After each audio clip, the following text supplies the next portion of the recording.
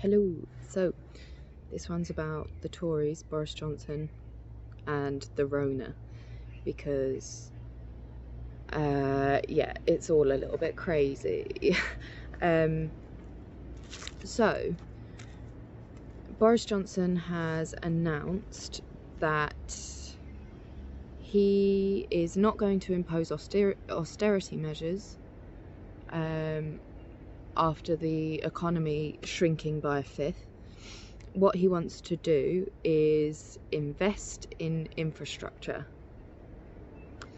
This is the Tories adopting what did he call it? A Rooseveltian approach to the country. So what he's referring to there is the New Deal that happened in America, and I think it's fair to say that I won't be sitting here long because the ground is very wet and this is not waterproof. No, but I think it's fair to say that the New Deal is like the first sort of semblance, or was the first sort of semblance of the welfare state. I think that's fair to say. From what I've seen, it certainly seems to be the case. What he said is that what people called austerity, it wasn't austerity, but what people called austerity, that won't be happening again. That's almost word for word what he said. Obviously, it was austerity, and people did call it austerity because that is what it was meant to be. For the poor people. I mean, the rich got richer during that whole situation. Billionaires, particularly corporations, did fine. Yeah, but that's obviously a different subject. But yeah, interesting, I think, that they've suddenly taken this approach because they're the ones who implemented austerity. So to now give us half of what we used to have and call it investing in infrastructure, genius. Evil, but genius. I'll tell you what my prediction is now, will I? And then I'll substantiate it. I think that the Tories are going to invest in infrastructure and then pass it over to private companies once they've run it all into the ground. That's what I think will happen, because it's what's already been happening quite a bit. I think that's fair to say. So I'll explain why I think this. I was in hospital a few months ago, January, and I was there for a day operation on my heart. So I was in a ward that wasn't particularly full, and a lot of the beds were being brought in and then out of wards that actually needed them, right? So I want to tell you about two conversations that I overheard within 5 minutes of each other that demonstrate exactly why I believe infrastructure is being invested in, but care isn't. Well, yeah, it's just evidence of that fact, I think. So I was in there just lying down, waiting, and this head ward sister nurse, whatever the appropriate term is, she's head of the cardiac day ward, okay? So she's coming in to pick up a bed with another nurse and what I can only assume is a registrar or something. So they're there having a conversation, and she goes, yeah, I've just had like an optimization meeting. There was a specific word for it and I can't remember. I should have written it down. But she went in for an optimization meeting, let's call it, where they check staff levels. of each ward and see that it's allocated appropriately. So she goes in for this meeting, and they had just got up to the point, this is literally all from this conversation that they were having, they had just got to the point where they had 4 nurses and 2 like head nurses, so that 4 were going around and actually doing the stuff with the patients, and 2 were managing that. And they had their nurses brought down to 3 and 2. And what this lady said is that it was manageable, but it did mean that they would have to go back to not talking to the patients and not actually, you know, having any kind of a relationship with their patients, doing very little care, you know. And bear in mind, I was obviously the exception to the rule on that ward.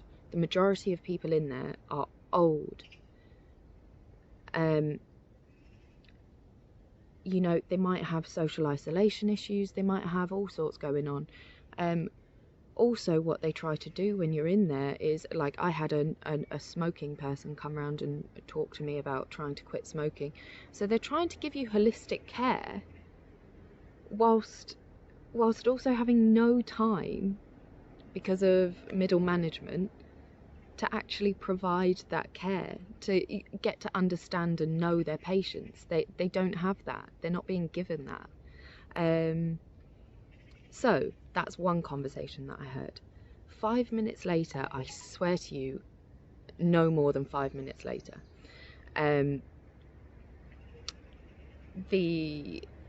there's 2 guys come in and they're chatting away, and one of them is measuring up the window space and the blinds and everything, and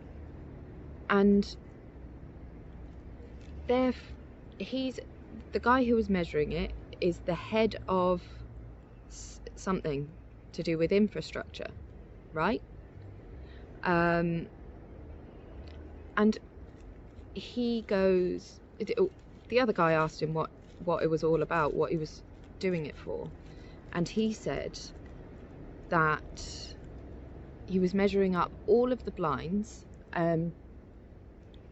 across the whole hospital, because he wanted matching blinds for the whole hospital.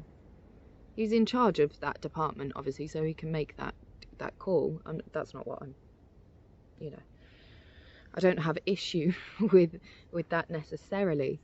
What I do have issue with is the fact that he had the budget to change the aesthetics of the hospital,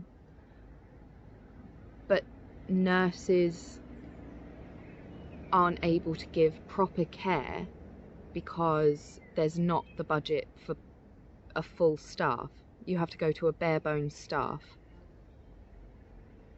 For what reason? This was before Corona was highlighted as a pandemic or anything as well, so it wasn't because people were being allocated towards the Rona, because it wasn't even on most people's radars at that stage.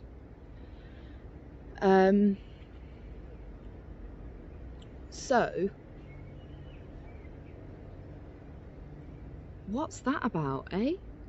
You know, that, I think, speaks to the idea that the Tories are getting ready to hand all of our institutions over to private companies.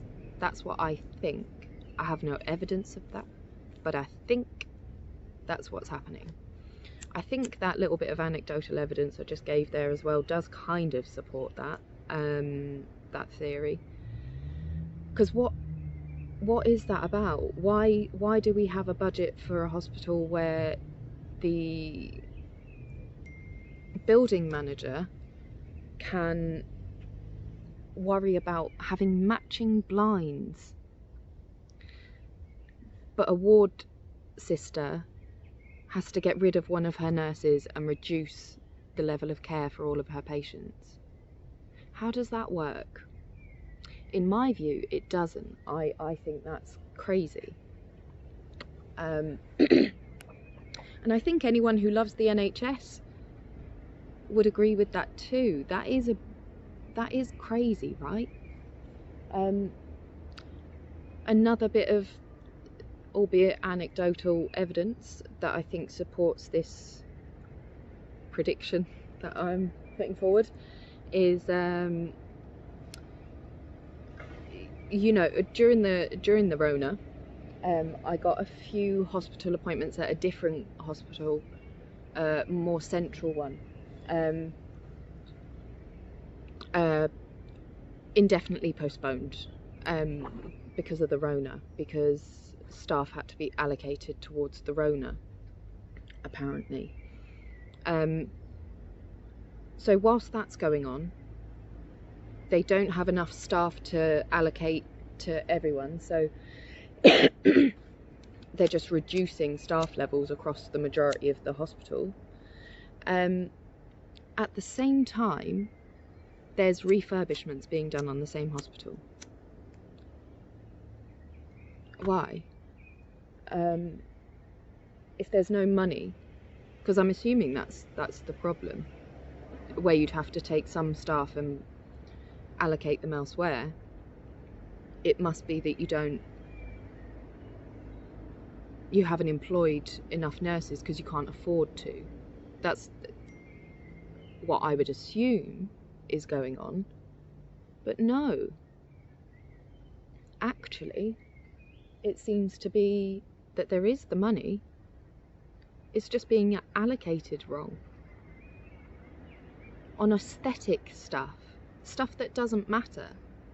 I would rather a hospital that looks like it's falling apart but has a full staff than a hospital that looks good but has a bare bones staff in it that can't provide me proper care. And I think most people in the UK would agree with that too. I did notice that, actually. Over the last few years, of all the things that we disagree on in the UK, the majority of people, no matter who you are, your political background, whatever, the majority of people do really like the NHS. It seems to only be like Tory, proper Tory people that aren't on board with that. And even when I say that, it's not representative of Tories specifically. You know, there are Tories that do really support the NHS existing.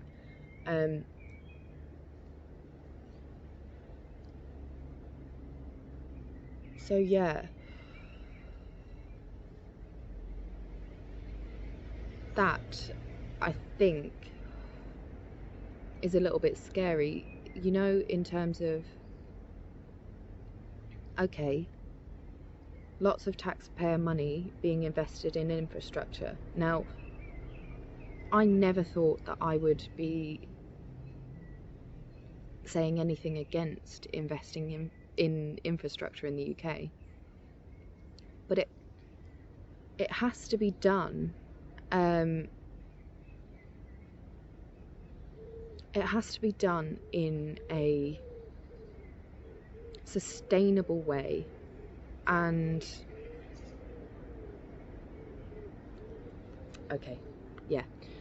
So I've just read another little bit of one of the articles on it, and it's all about the construction industry.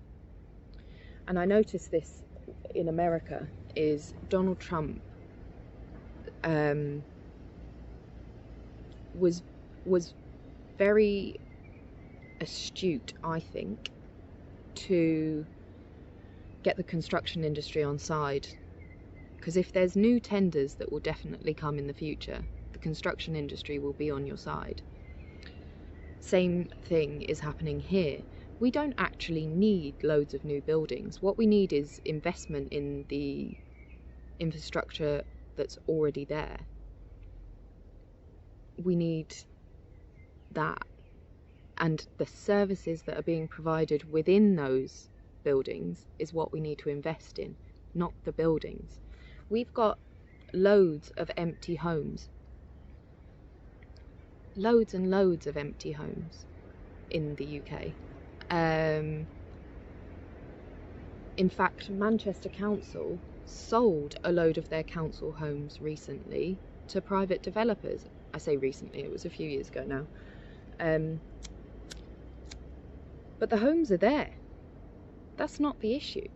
The buildings are there. The hospitals are there. Well, they were. Some of them did get closed down by the Tories. But giving us the hospitals back that you already closed down, that's not investing in infrastructure. Not really. That's tearing down and rebuilding to generate money and work and jobs.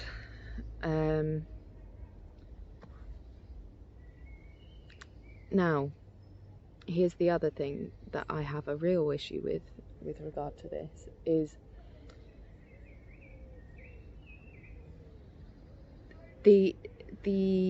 it's being called Project Speed, which instantly raised red flags for me, because just looking at the approach that they took with regard to coronavirus, what they did was get rid of checks and regulations. That's what they did to speed up processes. In terms of hospital discharge, their discharges are not going as they should be now, according to someone I know who works in private care homes.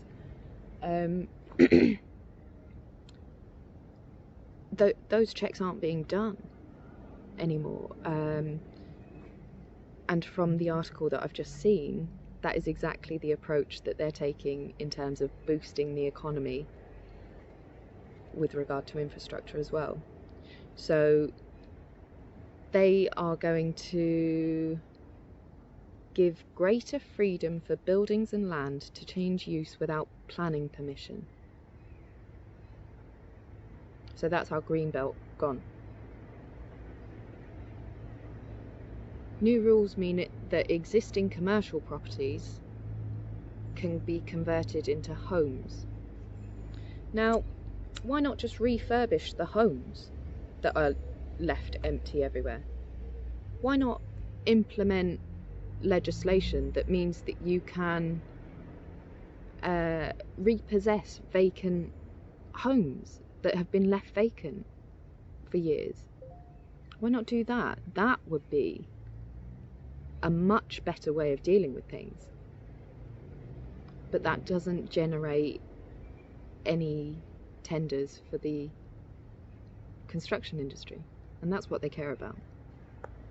It doesn't need local authority approval. So the local authority will have no say in what's going on. And again, this is another issue that I had when I saw this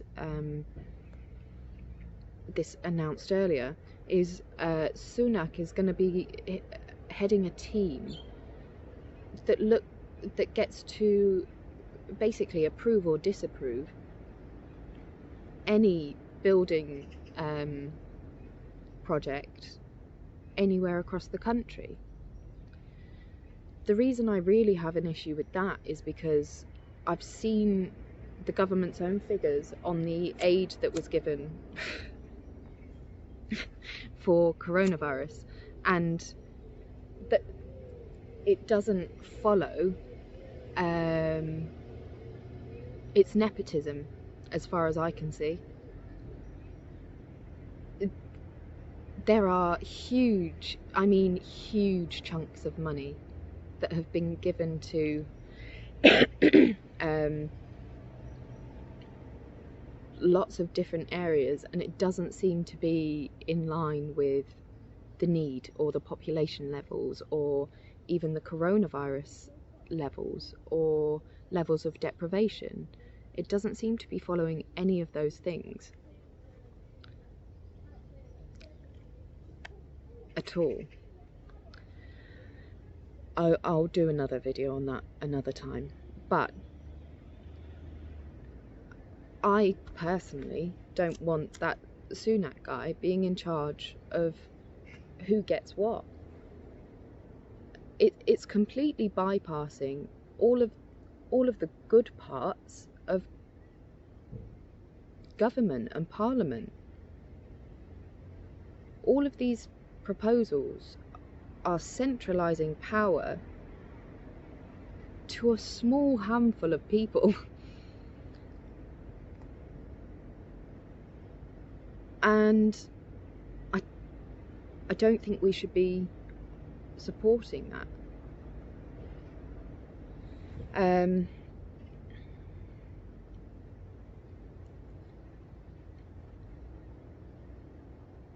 Yeah. I'm not on board with this.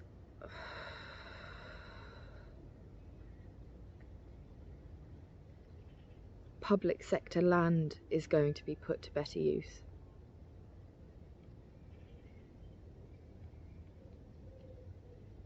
Property owners will be able to build above their properties via a fast-track approval process. Neighbours will have to approve, but they're propping up the construction industry. That's what's happening with these policy changes. They're not caring about the actual institutions or the services they provide, or even the citizens, the majority of them. They care about making sure that the construction industry is happy with them. So that is my view of that. I'm really quite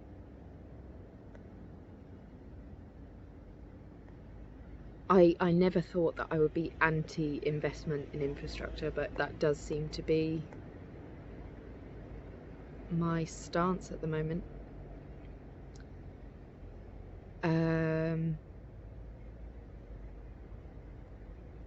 Especially considering the climate situation that we've got.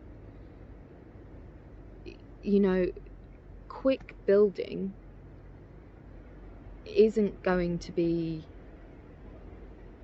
sustainable or eco building, is it? I doubt it anyway. I mean, the Tories haven't even ensured that people have had to get rid of that cladding by their own deadline. You know, that started the Grenfell thing. They haven't even done that.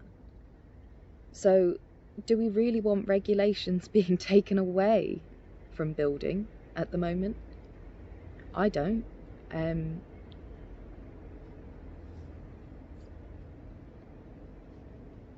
This building roads as well.